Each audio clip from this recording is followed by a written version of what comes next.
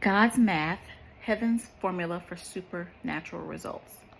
It disrupts, it breaks the rules, it's mind boggling, it's supernatural. Tiffany Haynes. Introduction. Where are all my, if you want something done right, you have to do it yourself people? Where are my fiercely independent warriors who pride themselves on flying solo because working with others just slows you down? You know exactly who you are.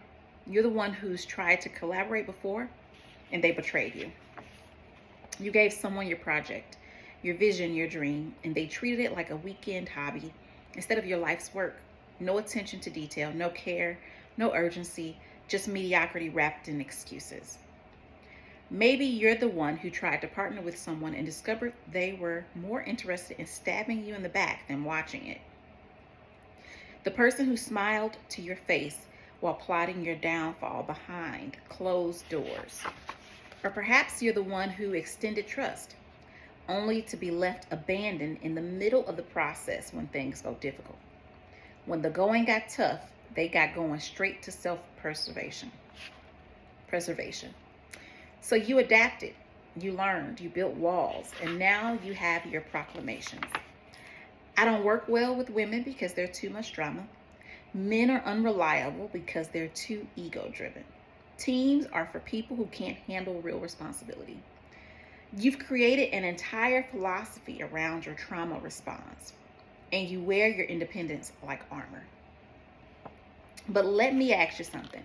When was the last time someone said, if you want something done right, you have to do it yourself? Because they had amazing experiences working with people.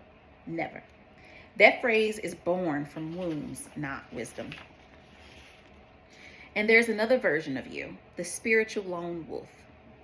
You're the one who goes through everything alone. When cancer shows up at your door, your children won't even know until after the funeral. When depression wraps around your throat like a noose, you paste on a smile that could win awards.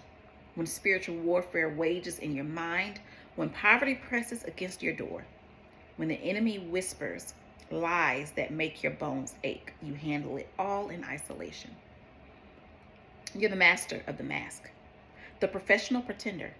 If you committed suicide tomorrow, people would say they never saw it coming because you've perfected the art of suffering in silence.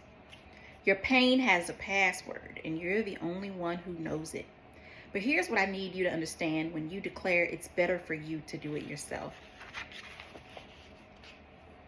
You are standing flat-footed, looking at the kingdom of heaven and calling God a liar. When you say it's better to do things alone, you're telling the God who said two are better than one that you'll take a pass on his mathematics. When you insist on handling your spiritual battle solo, you're rejecting the same God who promised that where two or three are gathered in my name, there I am in the midst of them. You're essentially writing a resignation letter to the supernatural. You're saying, God, I understand you've offered me the power of two. I understand that I have access to this mind-boggling, rule-breaking, impossibly computed mathematics that defies everything the world taught me about addition. But I'm going to formally decline your math. I'd rather struggle with the world's math, where 1 + 1 = 2, where everything is hard, where I carry every burden on my own shoulders, where breakthrough feels impossible and favor feels foreign. You're choosing the math of limitation over the math of multiplication, the math of struggle over the math of supernatural partnership, the math of one over the math of the miraculous. And I get it.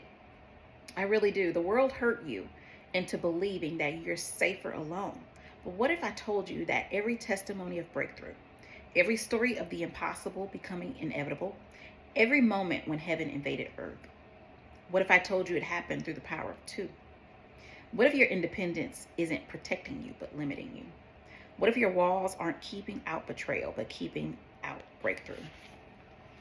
This book is going to dismantle every lie you've told yourself about going at it alone.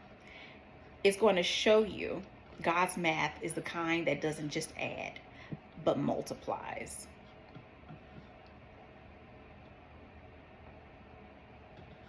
The kind that doesn't make sense on paper, but makes miracles in real life. By the time you finish these pages, you're going to be ready to run through walls when it comes to partnership. You're going to understand that every struggle you're facing has an expiration date the moment you stop trying to solve it solo. You're going to discover that the very thing you've been running from, true partnership, is the very thing that unlocks the supernatural in your life. Because God's math doesn't just work, it disrupts. It breaks the rules. It's mind-boggling. It's supernatural. And it's time you stop declining his invitation to experience it. I know this because I was you. I was the ultimate do-it-yourselfer who had to learn this the hard way.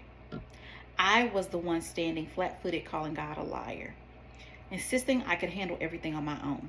I was the one who chose the math of limitation over the math of multiplication, until the day my independence nearly destroyed everything I loved.